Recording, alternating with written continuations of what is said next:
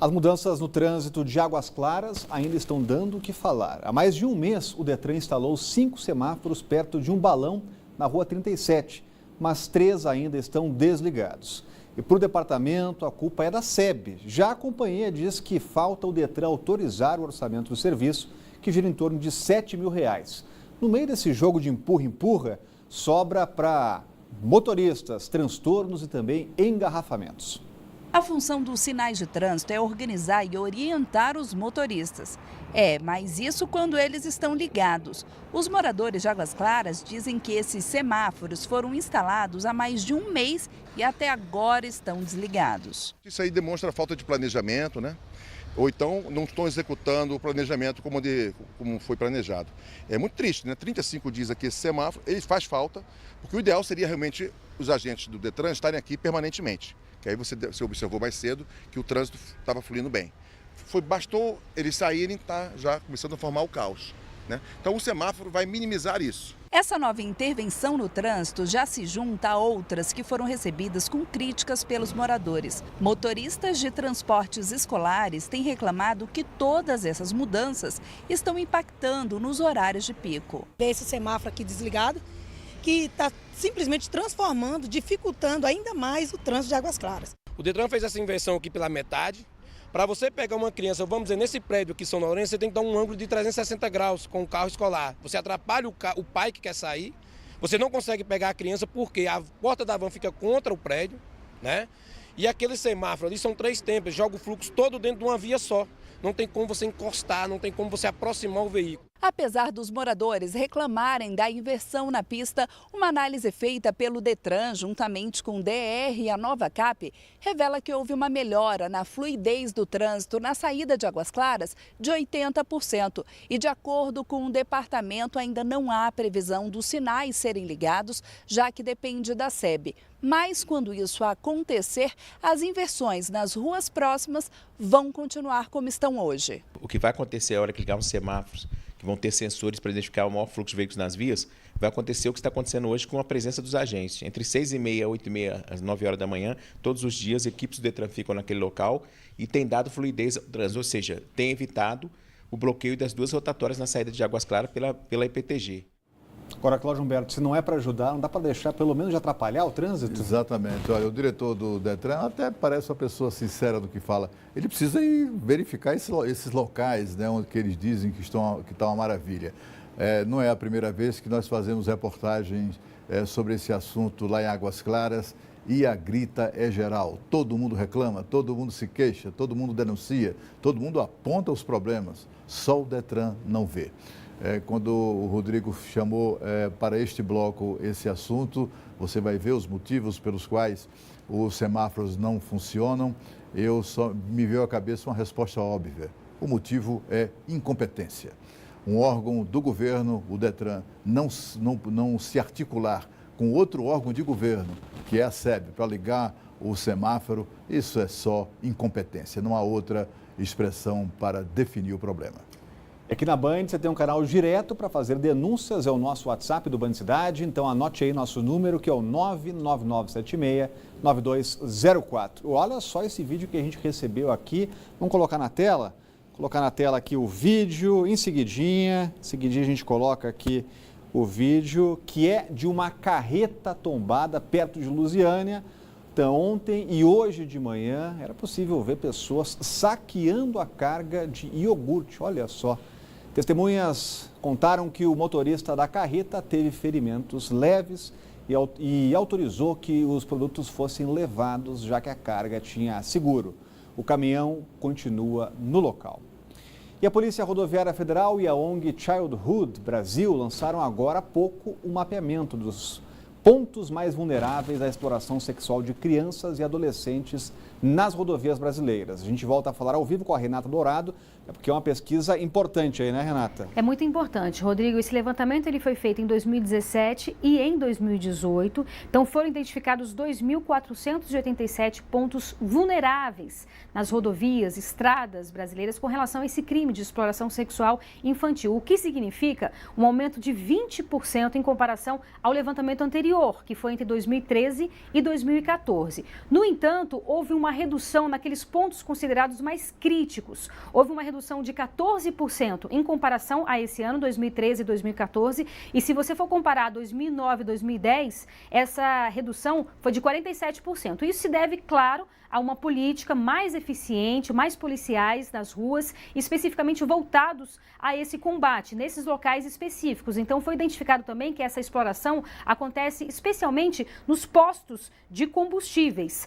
Esse levantamento também, Rodrigo, diz que esse tipo de crime não está mais tão concentrado nas rodovias federais, e sim nas rodovias estaduais. E isso, claro, por conta dessa política mais eficaz de fiscalização nas rodovias federais. Então, a política agora vai estar voltada também para as rodovias estaduais. De 2005 até hoje, a polícia retirou de locais de riscos em rodovias e estradas mais de 4.700 crianças e adolescentes, graças também a esse trabalho. Qualquer pessoa pode e deve denunciar. Quando vê alguma coisa suspeita, basta ligar no 100, que é o chamado Disque 100. No ano passado, esse Disque 100 recebeu mais de 142 mil denúncias. Dessas, 58% estão relacionadas a algum tipo de violação com relação a crianças e adolescentes. Então fica aí a dica, a responsabilidade com certeza de todos nós. Se vê alguma cena, alguma coisa errada, basta ligar no Disque 100. Rodrigo.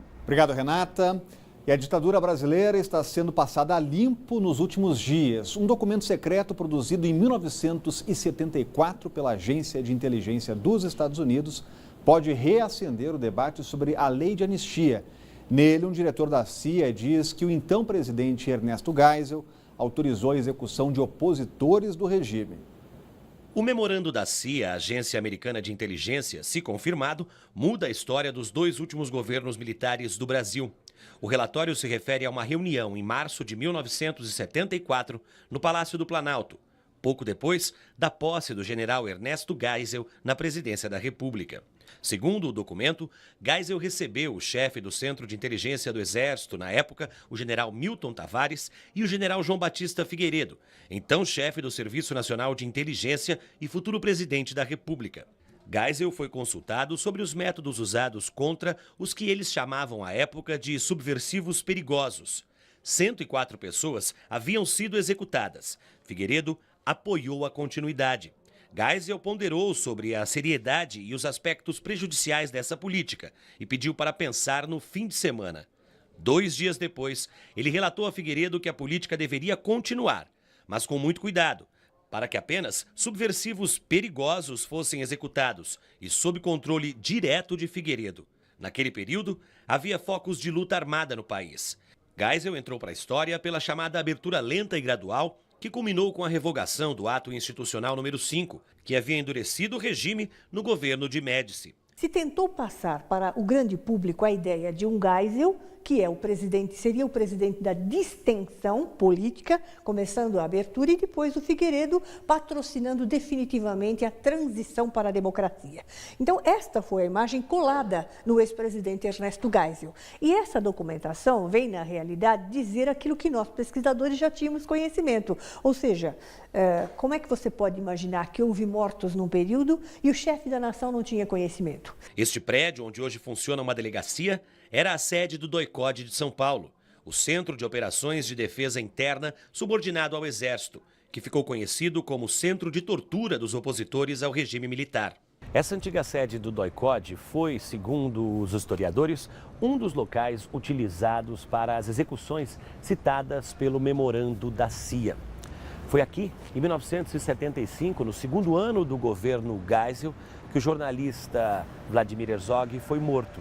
Na época, os militares divulgaram uma foto e um laudo médico para atestar que ele havia cometido suicídio. Podemos dizer por este documento, se ele for um documento efetivamente e absolutamente fiel, comprovado, legítimo e todos os detalhes essenciais que obviamente precisam ser investigados, que sim, os presidentes do Brasil, pelo menos, ao menos 2, quiçá outros, foram coniventes e mandantes de assassinatos durante a ditadura. O ministro da Segurança Pública, Raul Jungmann, disse que o governo não teve acesso aos documentos e as informações não comprometem a imagem das Forças Armadas brasileiras. O prestígio das Forças Armadas, eu acredito que permanece nos mesmos níveis em que elas se encontram até aqui, por uma razão muito simples.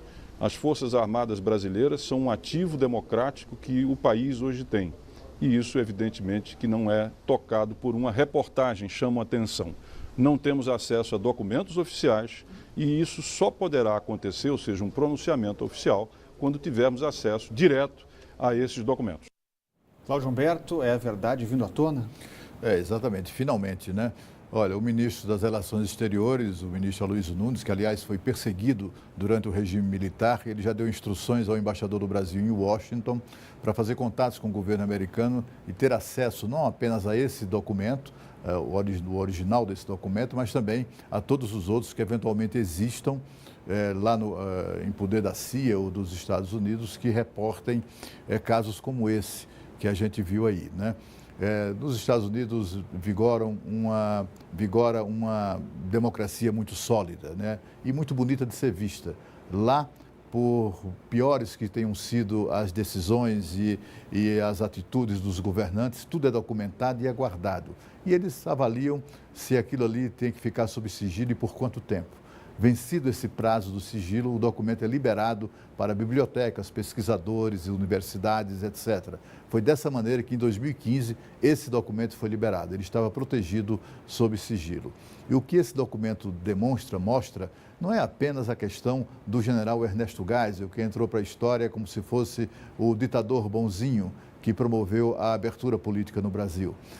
O que esse documento mostra e denuncia é que havia uma política de governo, uma política de Estado assassina, de um Estado assassino, criminoso, que sequestrava pessoas e as executava covardemente, de maneira inclemente, sem julgamento.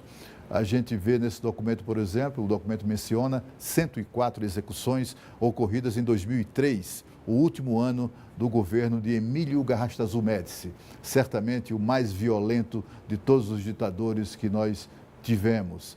Entre estas 104 execuções, certamente está a do estudante Onestino Guimarães, talvez o desaparecido político mais famoso, mais célebre aqui de Brasília. Ele era um estudante da UNB e foi sequestrado na madrugada entre os dias 10 e 11 de outubro de 1973. E, portanto, neste ano em que foram executados 104 brasileiros de maneira absolutamente covarde. O que a gente precisa levar em conta também é que os atuais chefes militares não podem ser vinculados, nem muito menos o conjunto das Forças Armadas, àquele período negro da ditadura. O que a gente precisa lembrar é que esses chefes militares atuais eram garotos, eram meninos naquele período. Portanto, é um erro bobo, grotesco, tentar colar a imagem atual das Forças Armadas com aquele tempo. O que nós precisamos não é revisar a lei de anistia, que é uma lei que em vigor já produziu seus efeitos, até porque as figuras envolvidas nisso tudo já estão todas falecidas. O que nós precisamos é conhecer a história, porque a história serve para isso. Serve para que a gente só cometa hoje e amanhã erros novos, não repitamos os erros antigos. A seguir, brasileiros desbancam americanos em torneio de robótica nos Estados Unidos. O Band Cidade está voltando já.